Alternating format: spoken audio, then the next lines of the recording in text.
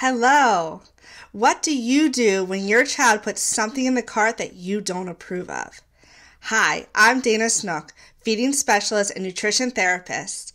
We're going to talk about today what you do and how to handle raising an intuitive eater when you struggle with what they put in the cart. This subject came up for me because just last week, I was at the grocery store with my daughter and my husband, and I put them in charge of the cereal aisle. And so lo and behold, what does my daughter come back with but Lucky Charms? And it was something I never really thought about, but my first instinct was to say, no, you can't have Lucky Charms. And I could go on reasons why in my head it justified that I shouldn't feed those to my daughter. But I stopped for a second because I grew up in a house where there were food rules and things that weren't served, and there were various reasons for that, and some of them were medical. However, it's something that I've always probably struggled with around buying cereals that may have more sugar in them. So I stopped for a minute, and rather than saying no, I said, well, why Lucky Charms? Why did you pick those? Where'd you learn about those from? And of course, she said her YouTube channel that she watches. That's a kid's show, and I rolled because, they were teaching her about Lucky Charms. But I took this as a learning opportunity and said, okay, we can get the Lucky Charms, and we added them to the cart. So, of course, like any 5-year-old, she was so excited, and the next morning we woke up for breakfast, and she wanted her Lucky Charms. And so I put the Lucky Charms on the table, but I also put bagels and cream cheese and fruit. And I think I had peanut butter on the table or milk or something else was on the table with it. And so she was like, okay, pour the cereal in, and I added the milk, and she took 3 bites and said, I don't like this.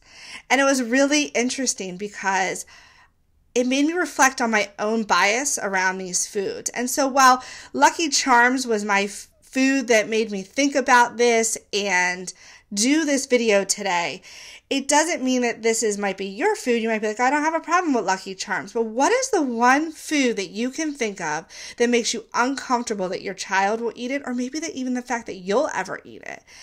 And what's the learning opportunity that can come from this? And as a parent, my learning opportunity from this was that my daughter was able to, because she's such an intuitive eater, and I've raised her to be that way, that she said, I don't even like this and I'm not going to eat it. And then she went on to eat the other food that was on the table.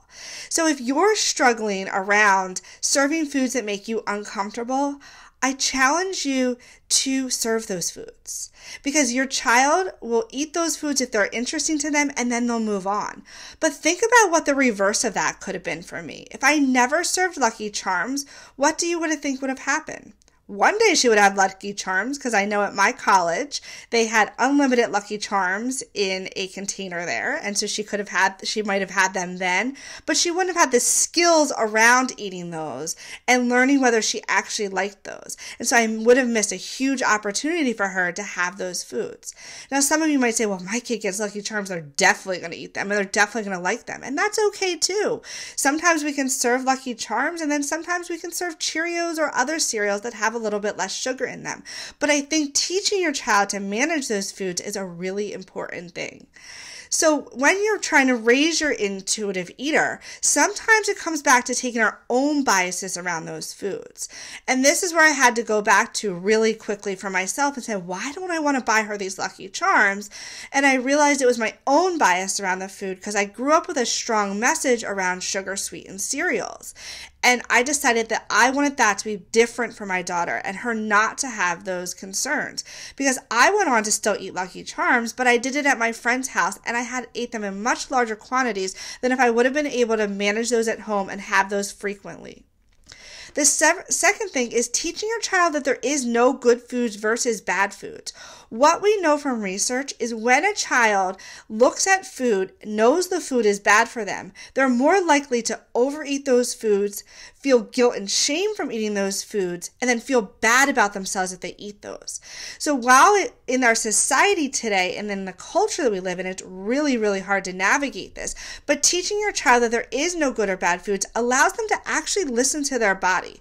So in this instance, since I didn't go on a rant, say, no, we're not getting those, they're too high in sugar, those type of things, my daughter was able to go into it with a neutral exposure, realized it wasn't something she actually enjoyed eating, and moved on to the foods that she was more familiar with. So not talking to your child about this is a really good idea.